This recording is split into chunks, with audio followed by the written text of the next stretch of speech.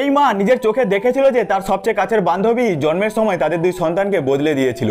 এমনকি সে নিজেই শুনেছিল বান্ধবী বলেছে আমি 18 বছর পর আবার সন্তানগুলোকে বদলাবো। কিন্তু আশ্চর্যের বিষয় হলো সেই মা একটুকুও রাগ করেনি, বরং বান্ধবীর মেয়েকে নিজের বাড়িতে নিয়ে এসে 18 বছর ধরে নিজের মেয়ের মতো মানুষ করলো। এই দীর্ঘ 18 বছরে সে কতবার যে নিজের আসল মেয়েকে বান্ধবীর বাড়িতে নির্দয় যন্ত্রণা ভোগ করতে দেখেছে তার ঠিক নেই। কখনো কাজ পায়ে বিঁধে রক্ত ঝরেছে, কখনো নির্মম প্রহারে অজ্ঞান হয়েছে, তবুও মা চুপ থেকেছে। স্বামী সব দেখে ফুঁসে উঠতো, বান্ধবীকে ধমক দিত, এমনকি সন্দেহ করতো যে এই মেয়েটি আদৌ তার নিজের নয়। কিন্তু মা সবসময় নিশ্চুপ থেকেছে, কারণ 18 বছর আগেই সে এক বিশাল সত্য জেনে গিয়েছিল।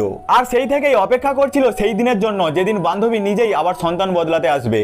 সময় গড়ালো, দুই মেয়েই 18 বছর হলো। মা ফোন করে বান্ধবীকে ও তার মেয়েকে ডাকলো, কিন্তু সেই বিষাক্ত বান্ধবী মেয়েকে নিয়ে আসার বদলে তাকে বাড়িতেই পেটাতে পেটাতে অচেতন করে দিল আর একা চলে এলো মায়ের বাড়ি। বেপরোয়া ভঙ্গিতে বলল তোর মেয়েরও তো আজ জন্মদিন, কিন্তু সে ঘরে ভাঙাচোরা অবস্থায় পড়ে আছে। মা গভীর নিঃশ্বাস ফেলে তাকে ঘরে ডাকলো। হঠাৎ বান্ধবীর চোখ গিয়ে পড়লো নিজের মেয়ের হাতে থাকা ক্ষত দাগে। বিস্ময়ে জিজ্ঞেস করলো আমার সোনার হাতে আঘাত কিভাবে লাগলো।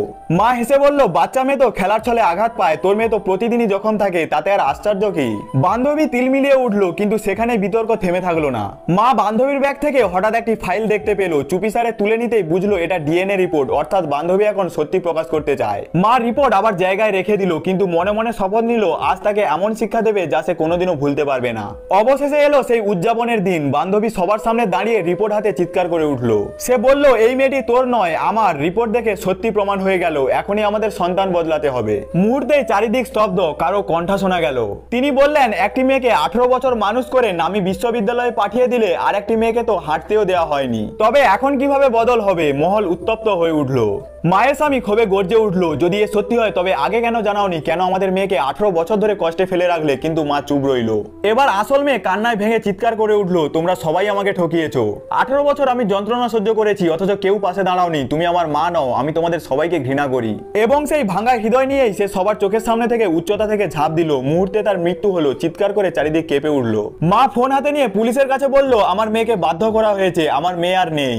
বান্ধবী তখন হাহাকার করে বলল তুমি আমার সবচেয়ে প্রিয় বান্ধবী ছিলে, তুমি জানতেই যে জন্মের সময় আমাদের সন্তান বদলেছিল, তাহলে এতদিন সত্যি লুকিয়ে রাখলে কেন? এটাই কি তুমি চাইছিলে? আমার মেয়েকে 18 বছর ধরে যন্ত্রণা পেতে দিলে, এখন আবার নিজেকে নির্দোষ দেখিয়ে আমাকেই দোষ দিচ্ছ। মা গভীর কণ্ঠে উত্তর দিল হ্যাঁ, আমি আমার মেয়েকে কষ্ট পেতে দেখেছি, তবুও চুপ থেকেছি, কারণ আমি চেয়েছিলাম তোমার মতো অপরাধী যেন জীবনের সবচেয়ে বড় দিনে সবচেয়ে বড় আঘাত পায়। তুই ভেবেছিলি সন্তান বদলে সবকিছু নিয়ন্ত্রণ করবি, কিন্তু আজ দেখ সব হারিয়ে ফেলেছিস।